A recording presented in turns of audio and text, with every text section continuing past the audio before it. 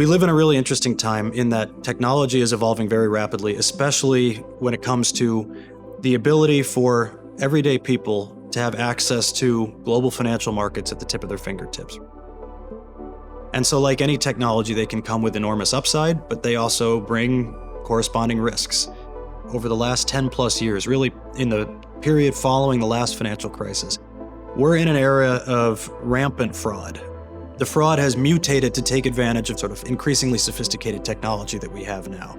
There are financial assets or things that are imitating financial assets that are constantly sprouting up in this era of high technology, right? So cryptocurrencies would be a good example, or what they would call digital assets, NFTs. For every argument you can make for the actual value of these things, there are 99 arguments that you can make that these things are totally fraudulent, right? That this is a rug pull on less sophisticated investors.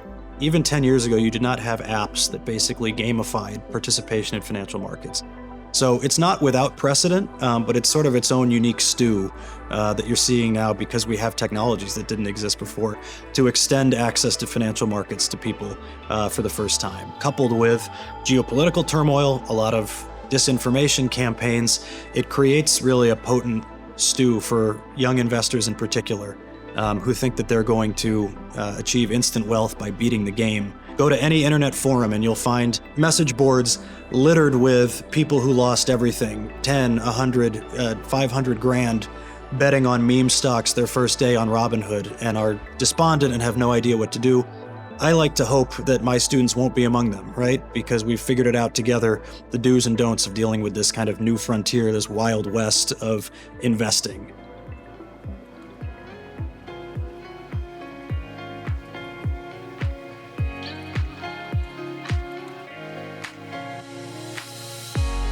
Finance is basically economics with the intersection of economics and statistics.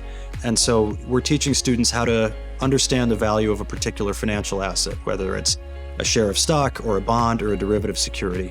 What I tell my students is I'm going to give you the macroeconomic perspective behind all of this. So you can understand when you see stock prices go up and interest rates go down, you can understand the interplay between those two things.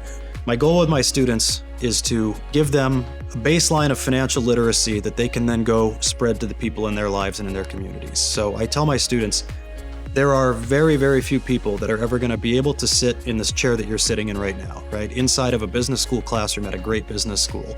Most people are never going to have that opportunity.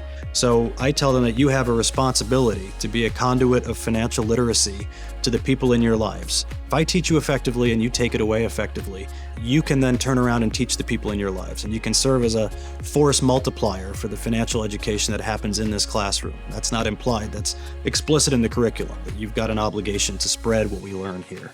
My name's Dan McKeever. I'm an assistant professor of finance in the School of Management at Binghamton University.